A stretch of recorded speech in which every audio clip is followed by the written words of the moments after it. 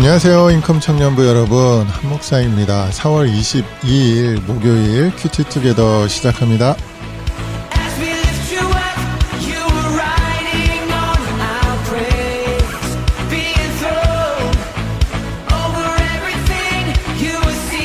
오늘 우리가 같이 묵상할 말씀은 출애굽기 8장 16절에서 24절까지의 말씀입니다. 그럼 같이 한번 들어보겠습니다.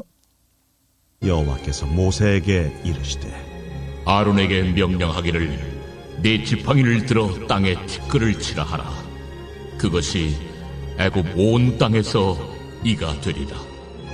그들이 그대로 행할새 아론이 지팡이를 잡고 손을 들어 땅에 티끌을 치매 애굽 온 땅의 티끌이 다 이가 되어 사람과 가축에게 오르니 요술사들도 자기 요술로 그같이 행하여 이를 생기게 하려 하였으나 못하였고 이가 사람과 가축에게 생긴지라 요술사가 바로에게 말하되 이는 하나님의 권능이니이다 하였으나 바로의 마음이 완악하게 되어 그들의 말을 듣지 아니하였으니 여호와의 말씀과 같더라.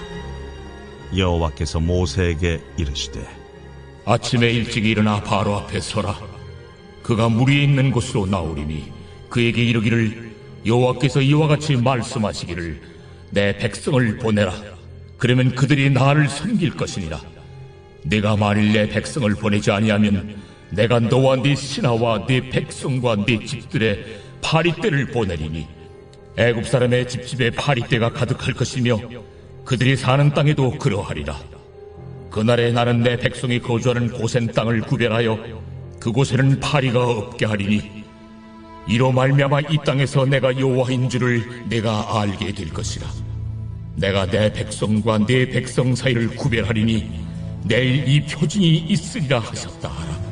하시고 여호와께서 그와 같이 하시니 무수한 파리가 바로의 궁과 그의 신하의 집과 애굽 온 땅에 이르니 파리로 말미암아 그 땅이 황폐하였더라. 오늘 본문에는요, 하나님께서 애굽에게 내리시는 세 번째 재앙, 그리고 네 번째 재앙에 대한 이야기가 나옵니다. 세 번째 재앙은 이 재앙이고요.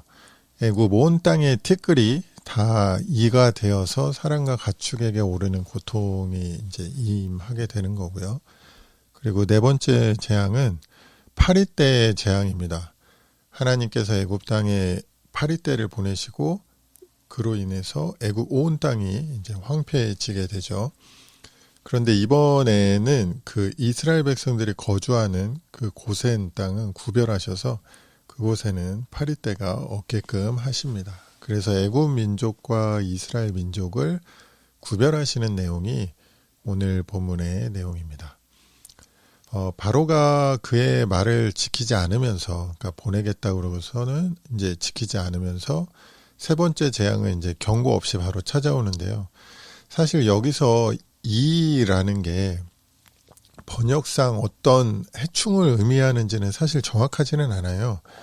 그래서 뭐 어느 번역에는 그냥 해충이라고 나오기도 하고 뭐 모기라고 나오기도 하고 뭐 이제 이러는데 이제 한글 성경은 이제 이거를 이라고 이제 그 번역을 받은 것 같고요.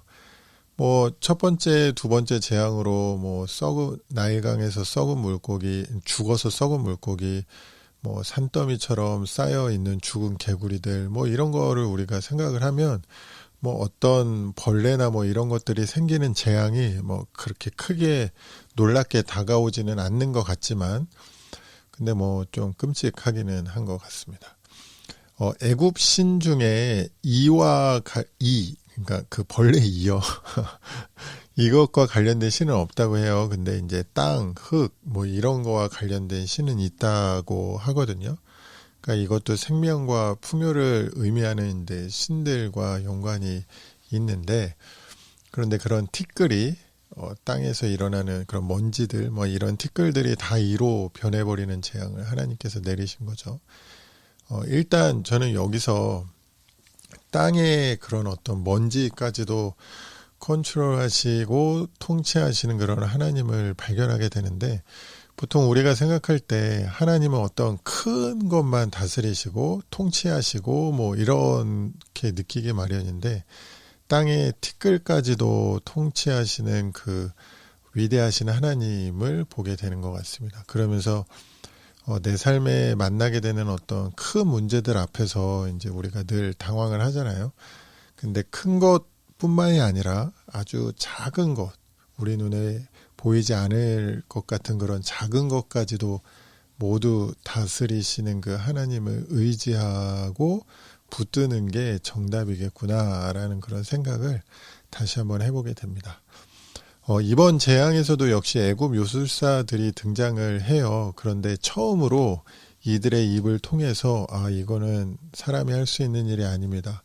하나님의 권능입니다. 라는 고백을 하는 장면이 나오는데 이 부분을 묵상하면서 역시 가짜는 진짜를 이길 수 없구나 라는 그런 생각이 저는 들었습니다. 그리고 네 번째로 파리떼 재앙을 하나님께서 보내시는데요. 나일 강물에는 물고기 떼가 다 죽어서 동동 떠다니고 개구리 시체들이 여기저기 쌓여서 악취를 풍기고 이가 가축과 사람 온 집안에 가득하고 이제는 파리떼까지 온 사방에 가득하다. 진짜 끔찍하지 않습니까? 그래서 24절 마지막에는 이 파리떼 때문에 그 땅이 이제 황폐했다라고 이야기를 하는데 아마 애굽 사람들은 이런 상황에서 제대로 먹을 수도 없고 잘 수도 없었을 것 같아요. 그리고 온갖 병균에 시달리고 죽고 그랬겠죠. 근데 이번 재앙은 23절에서 보다시피 애굽 백성과 하나님의 백성을 구별하시거든요. 아마 미국에서 자란 여러분이라면 이 파리떼를 많이 본 적이 있을까 싶기도 한데 제가 어렸을 때만 해도 집안에서 파리채로 파리 엄청 잡고 다녔거든요. 그리고 또 동남아시아 같은 선교지에 가면요. 이 파리가 막 이렇게 사람을 무는 거 여러분 혹시 알까 모르겠어요.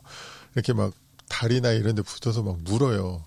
어쨌든 이런 상황에서 이스라엘 백성들이 머무는 그 땅에만 파리떼가 없다는 건 누가 봐도 이 히브리 노예들의 신이 하는 일이다라는 걸, 그리고 이 애굽만 심판을 받고 있다는 걸 알 수 있지 않겠습니까? 근데 이렇게 하나님께서 애굽을 심판하시면서 이스라엘 백성들이 거주하는 그 고센 땅을 구별하시는 그 부분에서 하나님 당신의 백성을 어떤 환난과 고통 가운데서 지키시고 보호하시는 그 하나님을 발견하게 되는 것 같아요. 물론 애굽 땅 자체가 황폐해진 상황에서 이스라엘 백성들도 거기서 파생되는 그런 고통을 겪기는 했을 거예요. 물도 잘 마실 수 없었을 테고 개구리 썩은 냄새로 머리도 아팠을 테고 돌아다니다가 이도 옮아왔을 수도 있겠죠. 그로 인해서 평소보다는 훨씬 더 불편하고 힘든 생활을 했을지 모르지만 이 파리떼로부터 인한 직접적인 고통은 하나님의 보호하심 아래 피할 수 있었던 거죠. 우리가 세상 속에서 하나님의 자녀로 살아가면서 세상에 가득한 죄, 그리고 세상 사람들의 죄악으로 인해서 어쩔 수 없이 노출되는 그런 간접적인 피해와 고통이 있을 수 있습니다. 하지만 분명한 건 그 가운데서 하나님께서 우리를 보호하시고 지켜주신다라는 거예요. 우리가 오늘 본문에서 하나님 당신의 백성을 구별하여서 지키시고 보호하시면서 내가 여호와 하나님인 것을 애굽 사람들에게 보이시리라 말씀하시는 것처럼 마찬가지로 이 세상 속에서 우리를 지켜 보호하심으로 우리와 함께 하시는 하나님을 세상에 드러내실 것이라고 믿습니다. 그럼 우리가 해야 할 것은 뭐냐? 그런 하나님을 믿고 세상 속으로 들어가서 세상 속에 하나님의 자녀로 나아가서 하나님의 자녀답게 살아가는 것이겠죠. 그래서 우리를 통해서 하나님이 드러나시고 하나님이 영광 받으시도록 하는 것이겠죠. 그래서 오늘의 이런 부분에 대한 그런 적용점을 한번 찾아보아야 되겠다라는 그런 생각이 듭니다. 그럼 제가 묵상한 말씀 가지고 한번 기도하겠습니다. 온 우주 만물을 창조하시고 다스리시며 이 땅의 티끌까지도 통치하시는 하나님 아버지, 오늘 하루도 우리에게 있는 수많은 문제 앞에서 그 하나님을 바라봅니다. 그리고 여전히 우리를 하나님의 자녀로 지키시고 보호하시는 그 주님의 손길 또한 믿습니다. 오늘 우리에게 주어진 그 삶의 자리에서 이런 담대한 믿음 가지고 살아가는 우리 될 수 있도록 인도하여 주시옵소서. 예수님 이름으로 기도합니다. 아멘.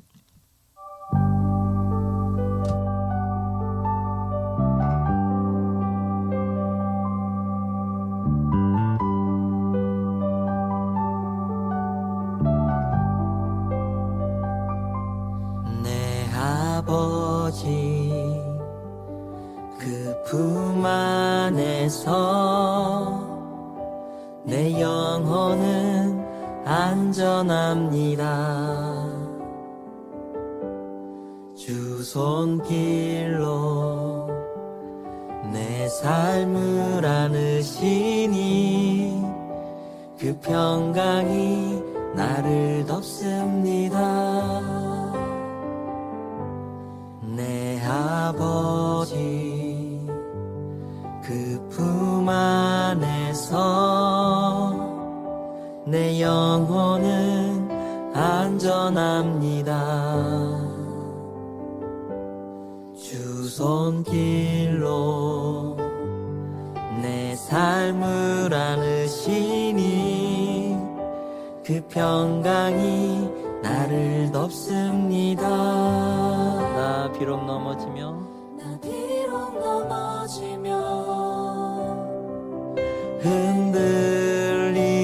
흔들리지만 주 내 안에 거하며 나를 붙드시니 내 생각을 주께로 돌리고 주시는 평강의 옷을 입습니다. 주 약속 안에서 내 영혼 평안해. 내 뜻보다 크신 주님의 계획 나 신뢰해. 두려움 다 내려놓고 주님만 의지해. 주 안에서 내 영혼 안전합니다. 내 아버지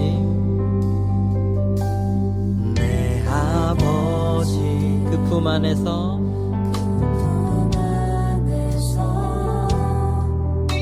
내 영혼은 안전합니다. 주 손길로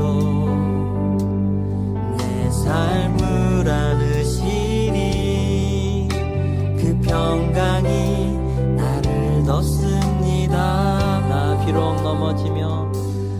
비록 넘어지며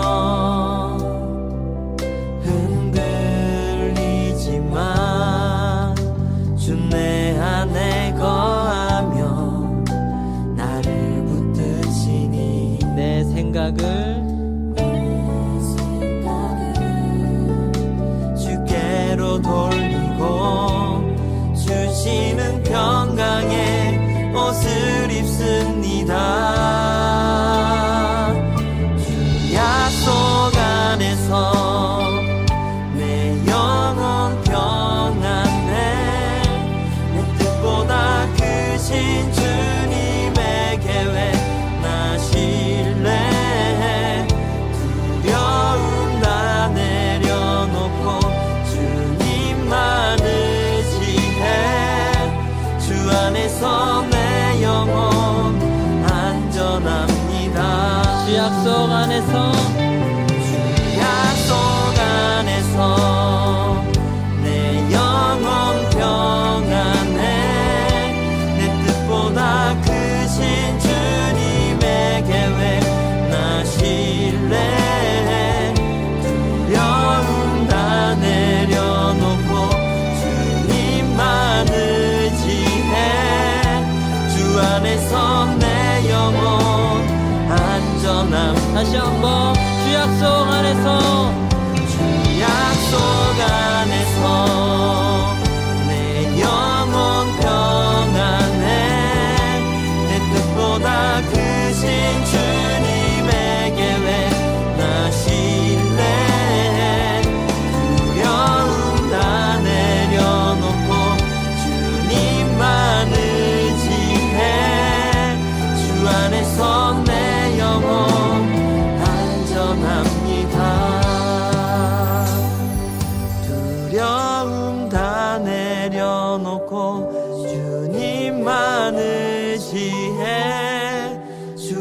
안에서 내 영혼 안전합니다.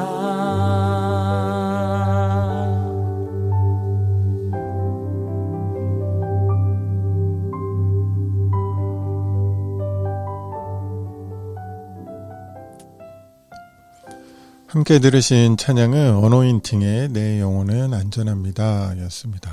이 찬양의 가사처럼 오늘 하루 우리가 두려움 다 내려놓고 주님만 의지하는 그런 마음 가지고 오늘 있는 자리에서 잘 보내실 수 있으면 좋겠네요.